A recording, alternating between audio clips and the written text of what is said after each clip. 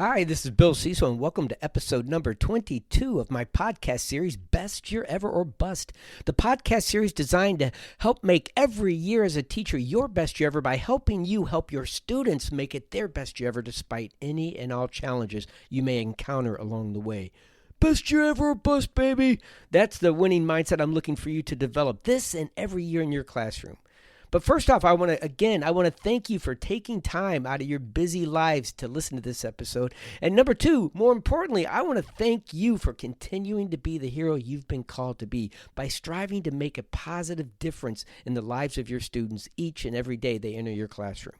And finally, this is a huge shout out and thank you to those of you out there that are taking time to share this podcast series with other heroes like yourself to help them stay strong and to help them continue to make a positive difference in their classroom each and every day that they're working with their students. So before I get started today, I have to give you just a quick disclaimer, and that is that I have been fighting a bit of a chest and head cold the last week or so, and it's kind of ironic. I got to tell you this quick story because it ties in, believe it or not.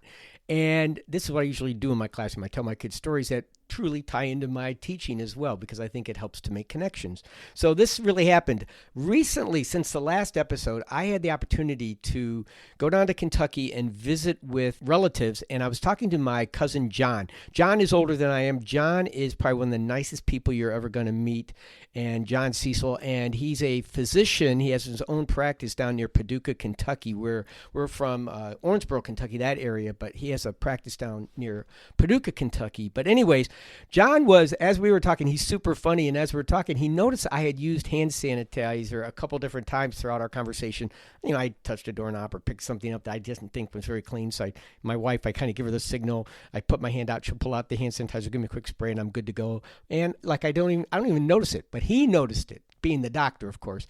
And finally, we're at dinner, and I did it again after I touched the menu. I think I've heard somewhere menus are really gross. They don't clean their menus or something like that. So, hey, I'm a teacher. You get this. John doesn't get this. You get this because if you've taught 31 years or somewhere, at least 5 or more years, I guarantee you've become somewhat of a germaphobe in your life because you see things that most people in the real world do not see, where fingers go, what kids touch, what kids don't do, or what they do. And I love kids, but I feel like I need to wash my hands after I've worked with their papers or, touch things that they've touched. And so I do this out of habit.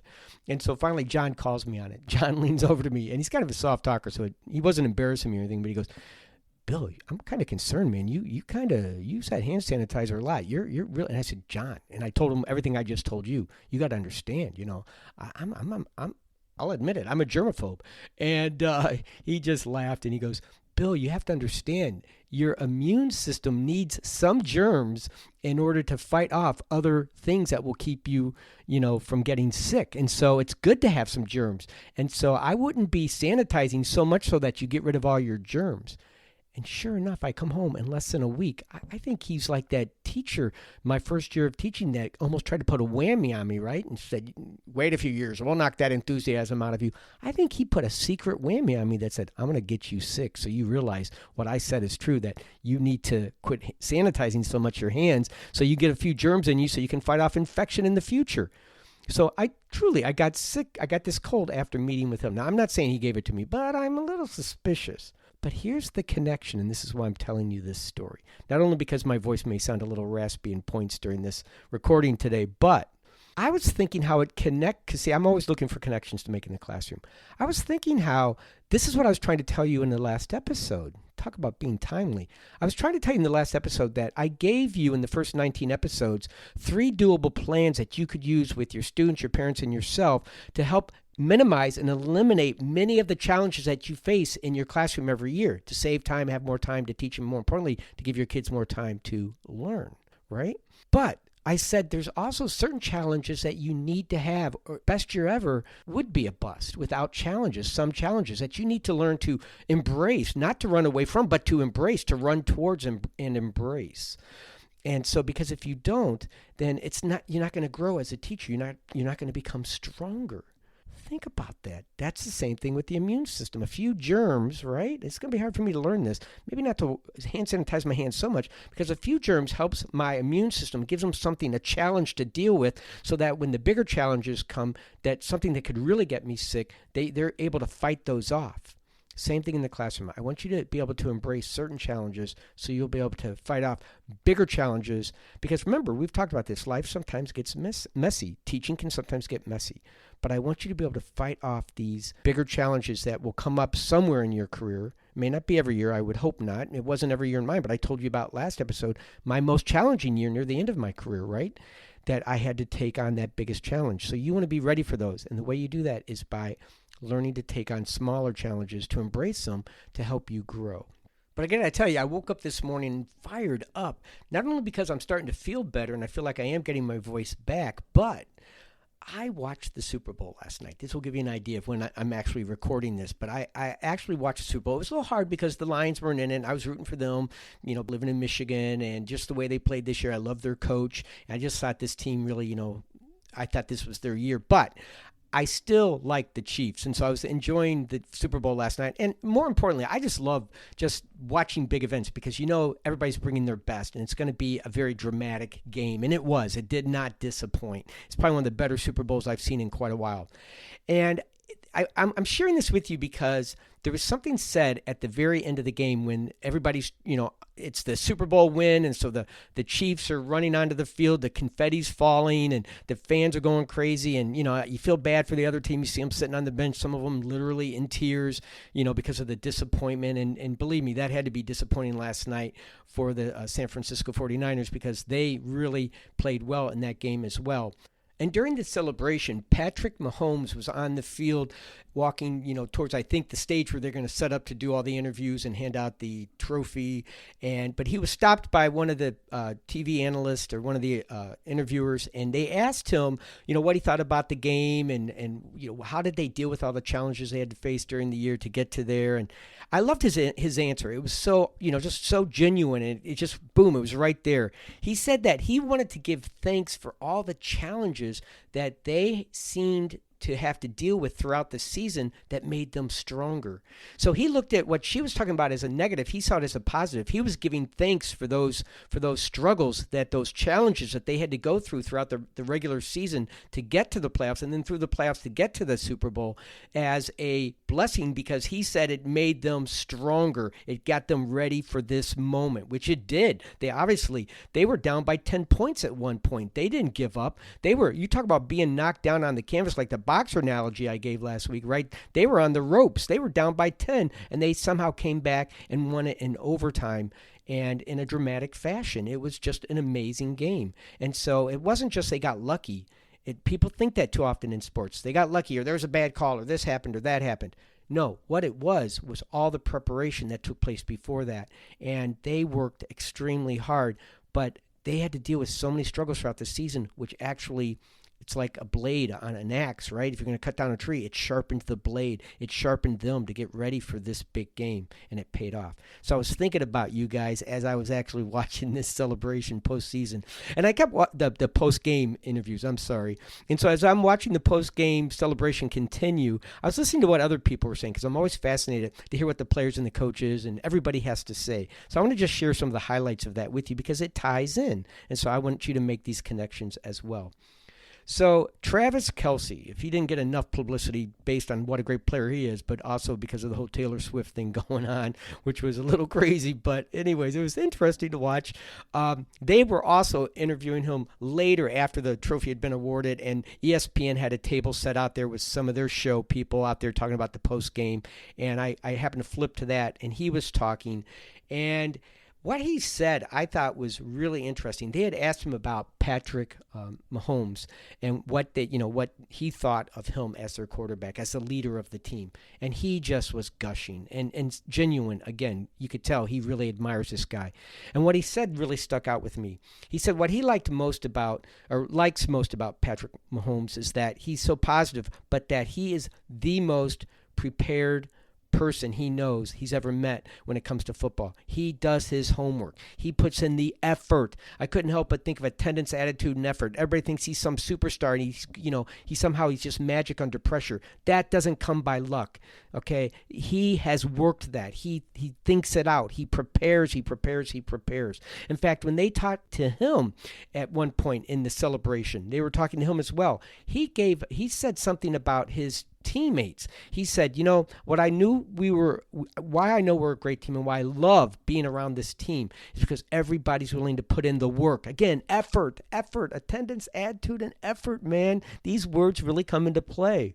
But he said, I remember even in preseason when we'd be going to lunch, you'd still see the receivers staying out there and still working on their catches, throwing and making catches because they were putting in that extra effort. And so he knew early on, again, this team wasn't getting complacent. Even though they'd won the Super Bowl last year, they were still hungry. And so that gave him hope that this was going to be another great season. And one more thing I really loved about last night was when they were starting to sign off from the actual game itself, and they'd done a little bit of the on-field interviews and celebration. They were going to get to the actual trophy presentation and all that and then wrap it up. The two announcers, Jim Nantz and Tony Romo, were talking to each other, wrapping up, analyzing the game and, their final thoughts of the game. And the last thing I found interesting was Tony Romo looked over at Jim Nantz and he just kind of real quickly said, I just loved getting to do this game with you and I love you. And Jim Nantz said, I love doing the game with you as well. And Jim said, I really do love you, man. He goes, I love you. You hear that so often in sports, in certain teams, when it's really, you can tell, and these guys are a team. If you've heard them announce, they do really well together. They're a team. Teams aren't just on the sports field. But those athletes, a lot of times you hear them say, these big football players, I love you, man, I love you. They're hugging each other. I love you. It's what it is. It's because they love being a part of working together on a shared mission that I'm trying to get you to do with your students in your classroom. It's that respect you gain from working with people on something so long and so hard and pushing each other to be the best you can be and watching others to get motivated to work as hard as they are. You got to respect that. And that's what I love about sports. You hear that in the college basketball is another good one. March Madness. These amateur athletes are so passionate. Even the coaches, they're so passionate. Some of the Cinderella stories, they're so excited that they made it this far and they're still going. And you can hear it gushing out of them at the interviews afterwards. I love these players. I love this guy. I love this guy on my team. I love him. It's real love. I mean, they truly respect each other, honor each other, and just love each other. There's heart in it. And so I love sports. And my favorite part of all this, I think, more than the games itself, which are exciting, I just love the backstories. I love these stories. I love watching these interviews. I love watching the behind-the-scenes stories that they do sometimes during the game, or they talk about how a player overcame an injury, or they like in the Olympics, they're the best at it. They show you an actual backstory. They go to a story before the athlete actually performs in the event to give you an idea of who they are, where they came from, what they've overcome, the challenges that they've faced, something that makes you want to root for them even more before they actually jump on TV and do their event, because we don't know anything about them. So it builds time so we get to know them and know their story, that we now have something bought into them, that we are rooting for them when they compete even more so. And that's what I love about these stories. I got to back up real quickly too and tell you, I know Taylor Swift, I kind of said something about her before and just kind of almost wrote it off as not a big deal. She's a big deal. You got to give her credit. I remember her backstory way back before she even was a recording star. It was on 60 Minutes. I remember this because maybe it just stuck out at the time how cool it was, because I worked with 10-year-olds. She looked like she was about 10 years old in this piece, if I remember. And they did a piece on this young music writer that was so dedicated to her craft that they wanted to do a story on her and how much she loved music, and it was her whole life. And she was dedicating herself to wanting to be someday a great song singer and songwriter, and she wanted to be a great artist. And so they just were talking about how impressed they were with her. And at this point, she had done nothing that I remember that was even on the radio, but she was dreaming.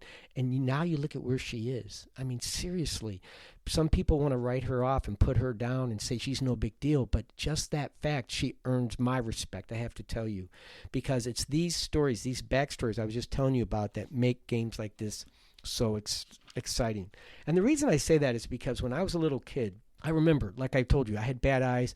I wanted to be a part of a winning team ever since the babysitter story. We moved around a lot. So sometimes, the teams that I rooted for, I felt like were my friends, or they felt like something I could believe in, that they were going to, inspire me in some way, that I could be more, because I struggled in school and I was looking for that outlet to believe in something. It was easy to believe in these athletes, that my parents were great at taking us to the games in Pittsburgh. We saw the Steelers. We saw Clemente play for the Pirates. We saw the Cubs when I lived in Chicago. We saw Hank Aaron when I lived in Atlanta. They made sure. I even met Muhammad Ali, which I'll talk about later. I got to meet and shake his hand, and his hand swallowed up my whole arm almost when he shook my hand, but he was a gentle giant. I'll never forget that. And so friendly and so personable. So athletes, I've always been following athletes or teams and sports, but it made a big difference in my life. Obviously, it made a big difference in my teaching. But what it did for me was it gave me hope that even though I was a kid that couldn't hit a baseball because I saw 2 baseballs, I just didn't have the confidence when I went up to bat or whatever. I finally found soccer. But even in soccer, I was starting to get that belief in myself, even though, my coaches were right. If you think about it, I tell you, I had a coach that said didn't think I could play Division I. And he was right when you go back and look at it. Because I was thinking about this just this morning when I was thinking about just my experience in sports. And that is that I was never a Mahomes. I was never, a tight end like Travis Kelce in football, or I didn't even play football. I almost did because I was going to sign up, but I didn't. I went to soccer instead, which was a blessing. But I was never any of these great guys. Like I mentioned, Muhammad Ali or Roberto Clemente or Hank Aaron or any of these guys. I didn't have that kind of talent. But they were more than talent, I learned. And what they were is they were people that worked extremely hard because of these backstories. I learned that. I listened to them. I was fascinated by that. And so I always believed if I just kept working hard, it would pay off. But in high school soccer, let me make it clear, I was not like the ones he said that could go on and play Division I. These guys had won all conference or honorable mention or all area or all region or all state. These were players that were recognized by other coaches on other teams throughout the area, throughout the state as being some of the best. He was saying could go on to play Division I. I had never won any of those, not even an honorable mention. My most exciting awards in sports, this is my big Super Bowl wins. I won something called the Hustler Award in soccer my junior year. It was given to the player that played the hardest, gave the most heart, and outworked everybody, or just hustled all the time. And I took that as Pete Rose was my idol at that time because Charlie hustled. My dad was a big hustle. Get out there and hustle, hustle, hustle. Keep working hard, and it will pay off. And I picked that up thanks to my dad and getting to watch people like Pete Rose, and he would always point that out. That guy hustled. See how he hustled down to first base? He didn't walk when he got to walk. He ran down to first base. Even though most players walk, he ran, And so I was into the hustle, to put in the hard work. And so when I got that, Hustler Award, I still have it in my basement. I don't have it out, but it's in a safe spot. I immediately said, I want to earn that award again next year. That was my heights because I wasn't getting any of those other awards, MVP or, but this was important to me. And so my senior year, I got it again. I was the first player, I think, to get it 2 times in a row, or that it was mentioned that was a big deal. I had won it 2 times in a row, but that was it for my awards. And then in college, I did go and play Division I because I was going to prove it. Well, obviously, if I was going to win any award, this would be the one I won. My freshman year, I got most improved because I was probably the worst guy on the team. I had to improve, and I was going to work to do it. I put in the work and the time to improve, to be recognized as, and I'm so proud of that. I'm laughing, but I am so proud of those 3 awards. Why?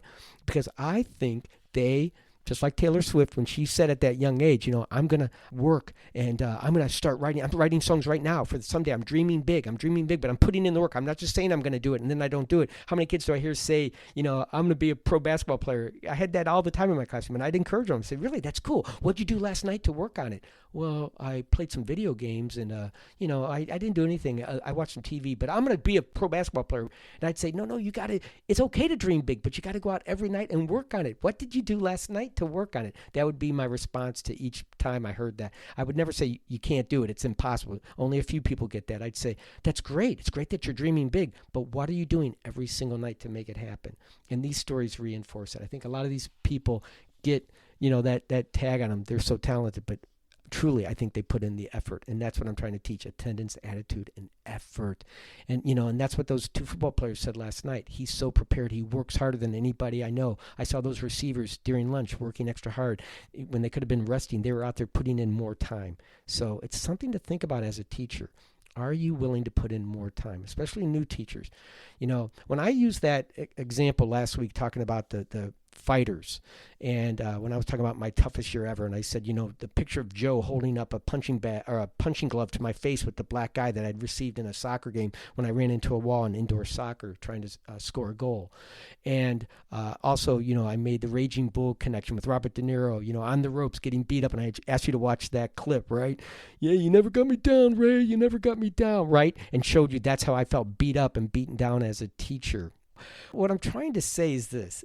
There are going to be times when you're going to feel beaten up and beaten down, but if you have that gumption to keep getting up, and that's what this episode again is all about. I told you I was going to talk about these things. If you can learn to embrace these challenges and not give up and compare yourself to other people that seem just so lucky to have that talent. You don't know what they're doing that you don't see. You don't see them training day in and day out. Those players we all watched last night on TV, we didn't sit at all those practices or in the wintertime when they're lifting weights or doing whatever they have to do, eating right, getting their sleep, putting in the runs, putting in whatever, they're putting in the time. So I want you to understand, teaching is hard. But when I started talking about the analogy of the boxers, I started thinking maybe I came out a little bit too strong. That's a little brutal.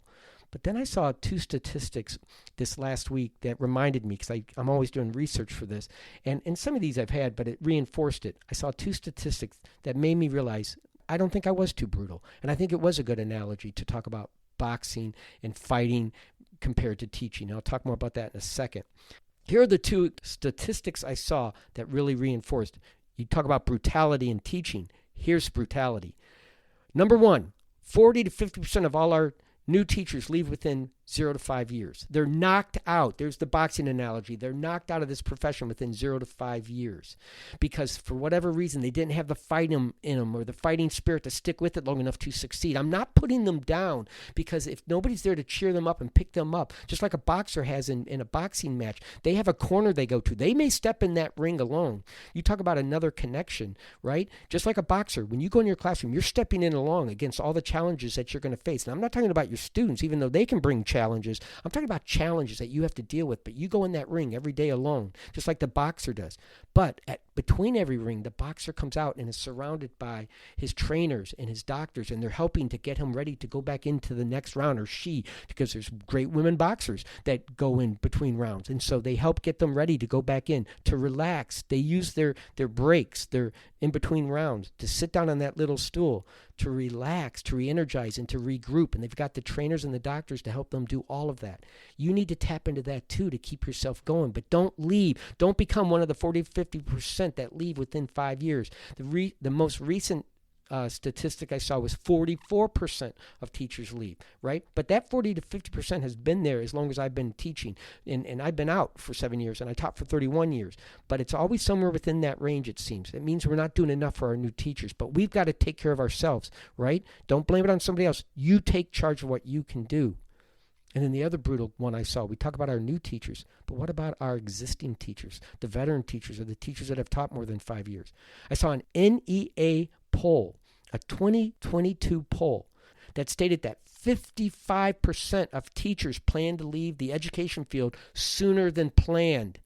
That means that at least 55% of our current teachers could be on the ropes right now, or worse, on the canvas, trying not to get knocked out like I felt like I was during that crisis point in the toughest year that I had as my most challenging year as a teacher, right? I was trying to get up to get to spring break before the bell rang and knocked me out, before I count to 10 and they counted me out and knocked me out. I didn't want that to happen. I don't want this to happen to you. So I don't think this is too brutal. So I'm giving you these sports analogies because it's something you can connect to. Everybody can connect to, but it can also be entertainers. It can be other people. These cooking shows that are on right now, you see, you hear their stories, same backstories. It's amazing. They're so passionate about what they do that you can hear the extra time and energy they put into these things. And that's what I want you to be doing as well. Embrace the challenges. Make them strong. Eliminate the ones that waste your time and that are getting in the way of you moving forward, but embrace the other challenges as needed things, to opportunities, as opportunities to grow, to get stronger, to better your game, to take it to the next level. Travis Kelce last night said they felt like they were playing with a target on their back because they won the Super Bowl last year, which they probably did. Every team was coming out to beat them. To beat the best, you got to be the best. So they had that target on their back. They had to wear it every single game, even in preseason. And it says it was wearing them down. But instead of breaking their spirit, they used it. They embraced the challenge to get stronger, just like Patrick Holmes said that it was a blessing. He was thanking those challenges because it made them stronger to take it to the next level. So I'm going to stick with this fighter spirit, just this fighting analogy, just for a little bit longer today. And next week, I promise I'm going to get to things that you can do to embrace these challenges and to overcome these challenges that will make you stronger so that you can stay in long enough to actually not leave before it becomes too soon, okay? Because that's really important. So the first one is that I'm talking about a fighting spirit. I'm not talking about physically fighting when I talk about these boxer analogies, okay? I'm not talking about seeing your children as, your opponents that you're going in to pummel, just like we saw in that video clip. No, it's the mental. I'm talking about the mental. It's mental. It starts in the mind, right? It's a mental fighting spirit that says, I'm not going to let anything hold me down. I'm going to get back up. I'm going to keep going. I'm going to pick myself up. And so when I'm talking about this, I don't want you to think I'm physically making it sound like you have to be brutal and go in there and punch away and punch it. I use words like that, but it's because I'm emphasizing the energy you want to put into it, right? So I'm really talking more about mental than physical when I talk about being teaching, even though teaching can be very draining physically, but it's about the mental capacity, keeping your mental mindset tough. And so that's what I've been talking about also. So I just want to give you a couple more boxing analogies here real quickly while I'm thinking about them, because I actually was trying to think of some of these this morning. So I already talked about when you go in the ring, you're going in the ring alone, right? So it's just like a boxer. You have to go in, and it's just you and the other challenges. It's you and challenger and challengers. Think about it. You go against a challenger. Challenges. I think they're related for a reason, right? That challenger brings the challenges in a boxing match. But you as a teacher, you have to go into your room alone, ready to take on any and all challenges. That means you have to go in with your eyes open, your gloves up to protect yourself from getting hit with something you didn't see coming. You got to be prepared like Patrick Mahomes was, right? He's the best prepared player, they said, on his teammates said that. And so that you've got to be prepared. You got to be ready for those things, looking for them. So when you see them, you know how to counter punch them, how to counter attack them, and to get the most of them so they don't knock you down or knock you out or hold you back from reaching your team's mission. So that's the analogy. The corner I already talked about. When you go to your corner, you've got to have a support system built in that you're going to have people there. At school, that was other teachers that I thought were positive, administrators that I thought were positive. During my toughest year, I remember going to one of my first teaching partners. She came in this year after I came in as a new teacher. And so we were growing up as new teachers together within the district and became friends and stayed friends for many years, even though we didn't work together forever, but we still stayed in contact and stayed friends.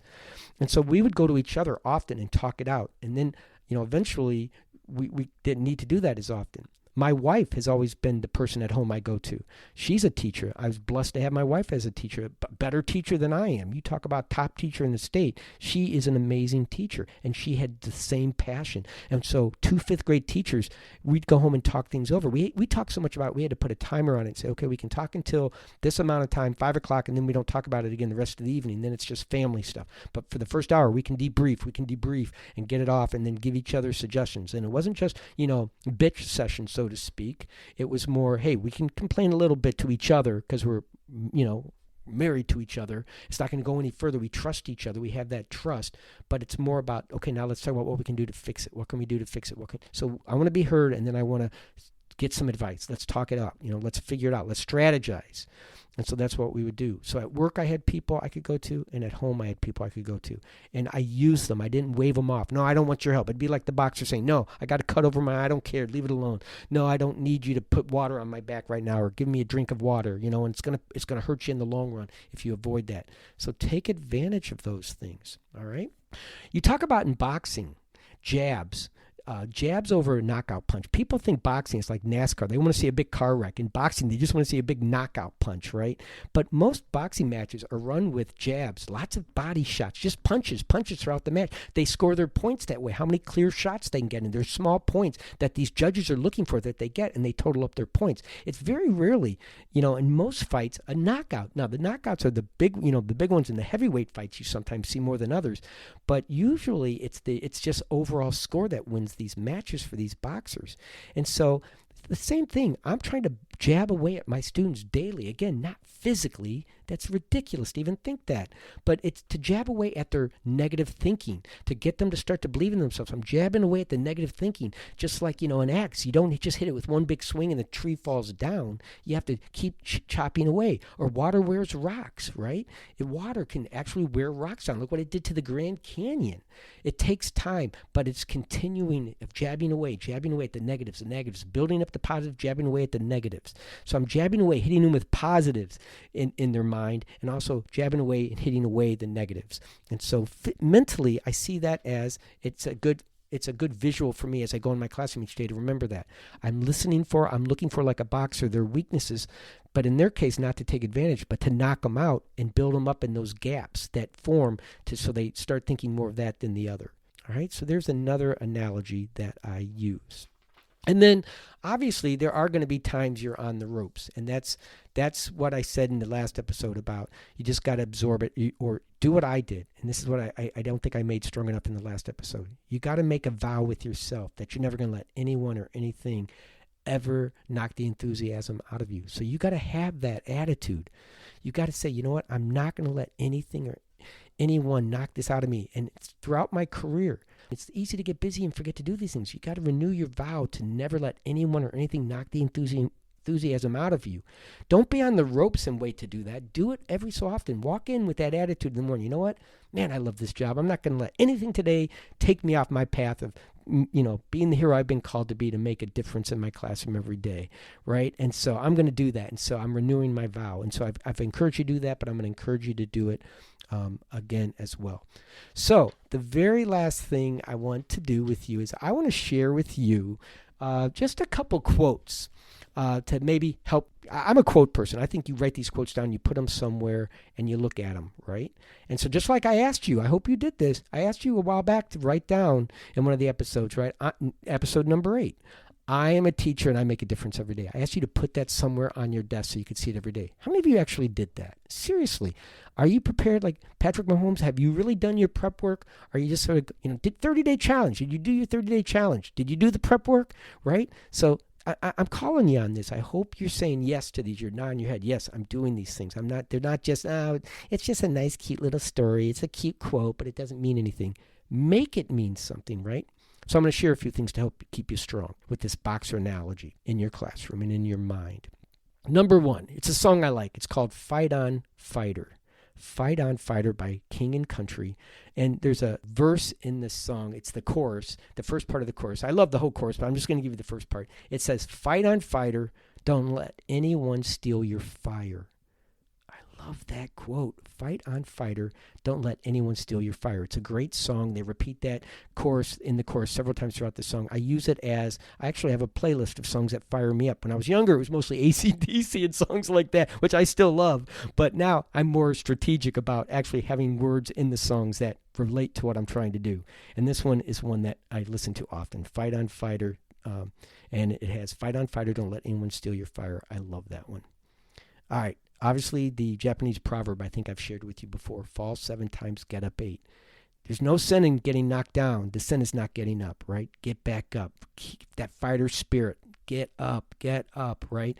The Chiefs were down by 10 points last night. They didn't give up. They fought back. They chipped away, and they ended up winning the Super Bowl again. So fall 7 times, get up 8. All right. Too often people give up way too soon. New teachers are leaving way too soon. Don't give up. Give yourself time to succeed, to learn to play that instrument you're learning to play called teaching.